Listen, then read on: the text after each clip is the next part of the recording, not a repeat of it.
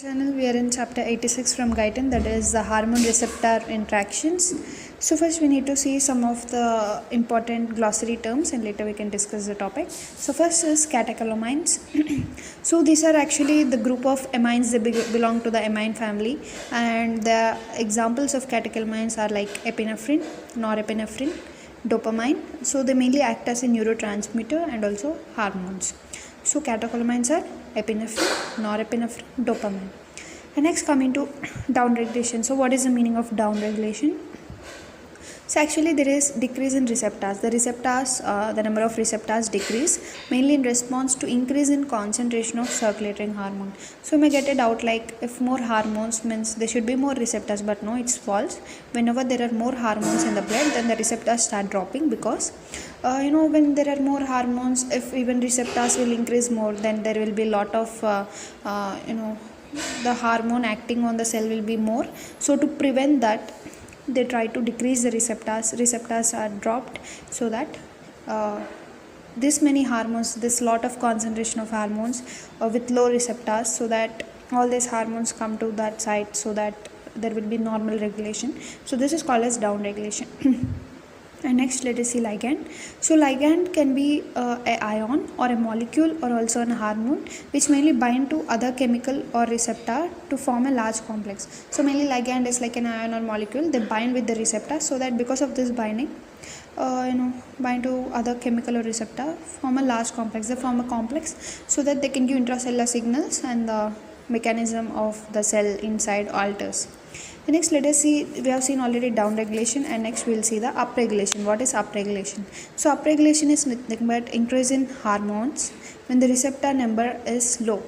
So why we are increasing the hormones? Because as in the blood only already there are low number of hormones. So because of this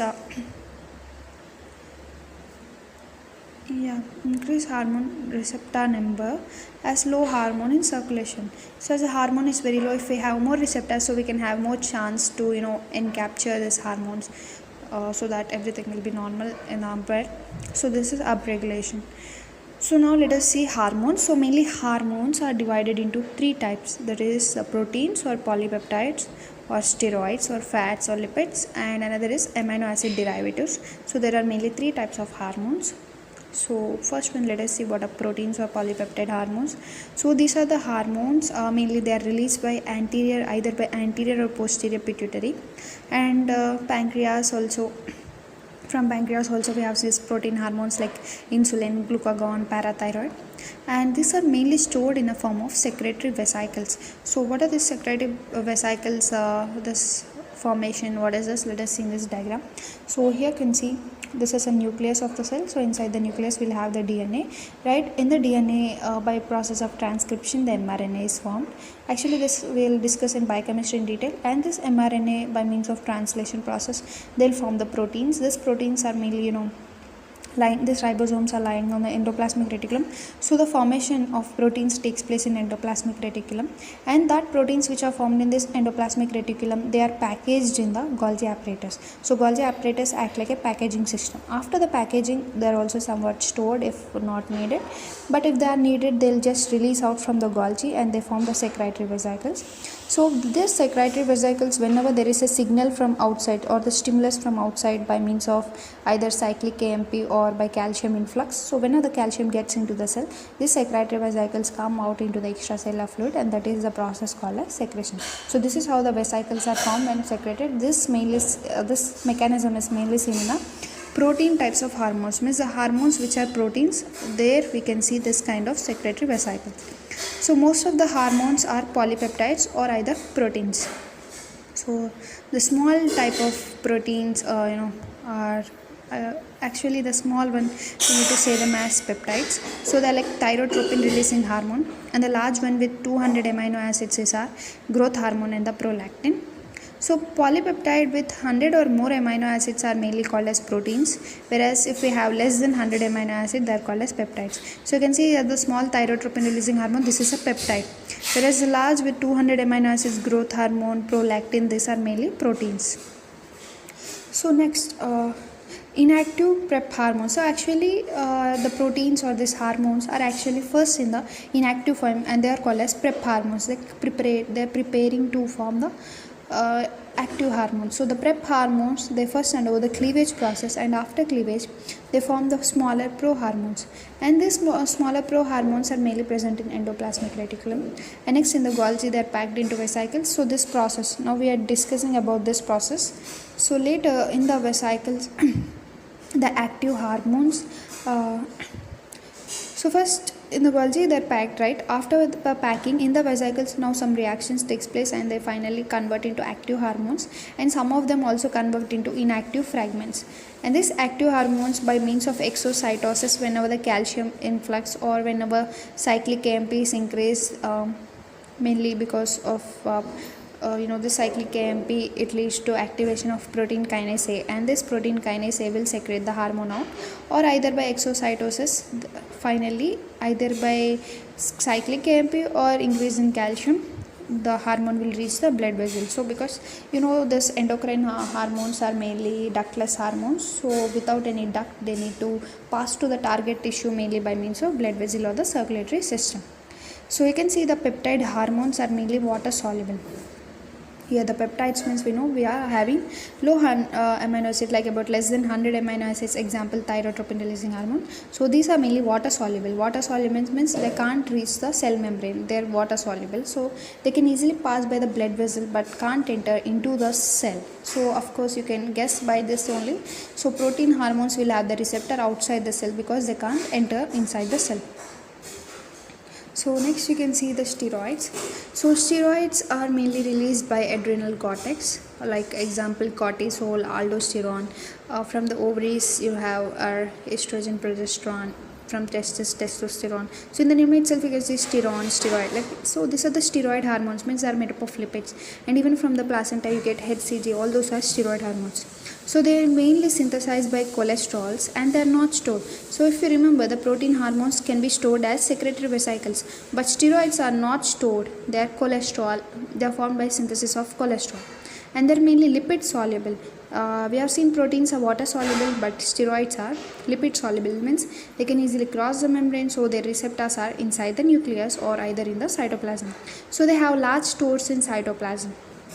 And steroid comes from plasma and also de novo synthesis. So actually in the plasma, the cholesterol which is present, it comes and forms a steroid, the steroid hormones. In that, the steroid molecule is coming from the plasma, and also there is a chance of producing the new steroid or new the steroid kind of hormones in the liver. So next we have amino acid derivative hormones, so like thyroxine, triiodothyroxine, means T3, T4, this all, and they are mainly released from thyroid hormone. And we have adrenal medulla, which mainly secretes epinephrine and norepinephrine, and derived from tyrosine. Amino acid derivatives, or some of them are derived from tyrosine, and thyroid, adrenal medullary, catecholamines. Adrenal medullary can also secrete catecholamines. So these are all amino acid derivatives. We'll see some examples in the textbook, like what are protein derivatives, what are steroid derivatives, what are amino acid derivatives. So here you can see the chemical class and the hormones. So proteins and polypeptides are mainly derived from anterior pituitary, posterior pituitary, insulin, glucagon, parathyroid. And steroids are mainly cortisol, aldosterone, estrogen, progesterone, testosterone, placental estrogen, and progesterone. And derivatives of amino acid and tyrosine are thyroxine, triiodothyronine, epinephrine, norepinephrine. So dopamine also comes because it's a catecholamine. So these are all the derivatives of amino acid tyrosine. So actually it's a biochemistry part, like you can see from the cholesterol, as we said, from the sterols, how these are formed. So this is a cholesterol molecule, this is how it looks actually, and after division how it's dividing, you can see progesterone is having 21 carbons, cortisol with 21 carbons, aldosterone 21, testosterone 19, estradiol 18 carbons. So this all will we're going to discuss them in detail in our biochemistry. Thyroid. So thyroid synthesis and its storage is mainly done in the thyroid follicle itself, and mainly in the form of thyroglobulin macromolecules. So actually thyroid synthesis takes place in the thyroid follicle, and it is stored in the form of thyroglobulin macromolecules, which are stored in large follicles of a thyroid gland until they are secreted. After entering, so until they are secreted, they are stored as a thyroglobulin macromolecule. Later, after entering the blood, they combine to plasma proteins, thyroxine binding globulin release hormones to the target tissue. So actually thyroid can't be in a free state, it is always bind with the plasma protein, and they are combined to plasma proteins and thyroxine binding globulin release hormones to target tissues. So epinephrine and norepinephrines are formed in adrenal medulla. Catecholamines are taken by vesicles and secreted by exocytosis. Later enter the circulation in plasma. They are free or conjugated with others. So you can say this epinephrine and norepinephrine may be either free or sometimes in a bounded form. But remember, thyroid in a blood is always in a bounded form. Epinephrine and norepinephrine mainly require a few seconds after stimulation for action, but thyroxine and growth hormone require months for the full action. So you can see the action of epinephrine and norepinephrine is very fast because it's in a free form. So wherever it wants, it will reach very fast. But whereas seeing about thyroid and growth hormone, as they are in bound, especially thyroid is in bounded form, so it takes somewhat longer time for showing its full action. Secretion of hormones is extremely small, just like in micrograms or milligrams per day, and the concentration in blood is also little, and like 1 picograms means like very low amount of hormone is present in blood, because always it is present at the site, and even the secretion of hormone is also very much low. So now let us see the water soluble hormones. What are they? So mainly peptides, catecholamines diffuse in capillaries to the target tissue. So actually this water soluble hormones are mainly peptides and catecholamines. Steroid and thyroid hormones mainly they are in bounded form. Especially we know about our thyroid is in bounded form, especially with the plasma protein, and they're active only at the only when dissociated. So whenever they are in bounded form, they are inactive, but whenever they are dissociated, only then they are active. So when they are dissociated, they will reach the target tissue and activate them. So binding, slow clearance of hormones from the plasma. So as you can see, the thyroid hormone is in the bounded form. So because of this process of binding, their clearance from the blood is very low. Actually clearance is nothing but the excretion of hormones is very low, because as they are always in the bounded form, but whenever they are free, they can easily get excreted out. So now let us see the metabolic clearance rate. So it's a rate of disappearance of hormone from the plasma, or the concentration of hormone cleared by metabolic destruction of tissue, binding with tissue, or excretion by liver into the bile, or excretion by kidneys, that is in the form of urine. So for example, you can take liver disease. In liver disease, there is a lot of increase in steroid hormones, because the steroid hormones are mainly conjugated and they are cleared out by bile in the liver. And catecholamines, water soluble, so hydrogen ions is excreted mainly by kidneys, liver, so they remain short time in the blood. Example, the half-life of angiotensin in the blood is less than a minute. So you can see, as they are even in the blood, but they are always getting excreted out by means of urine, especially by our kidneys. So their short life is very much low in our blood. So this is a metabolic clearance rate of different hormones. Once we'll check out the diagrams.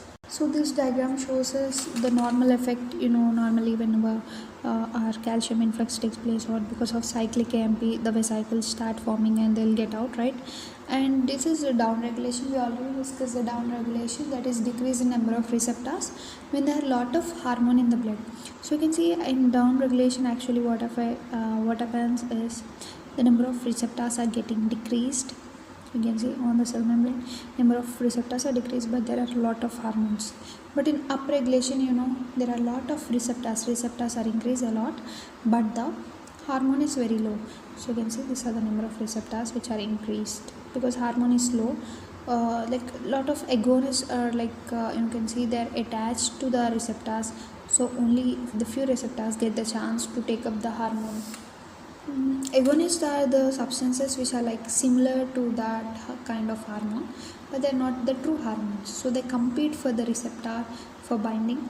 Here you can see the two sides, the This is down regulation, that is low number of receptors are present, but lot of hormone is coming. Why here agonists are attached? Because to prevent excess stimulation by hormones, because already lot of hormones is present in blood. But here you can see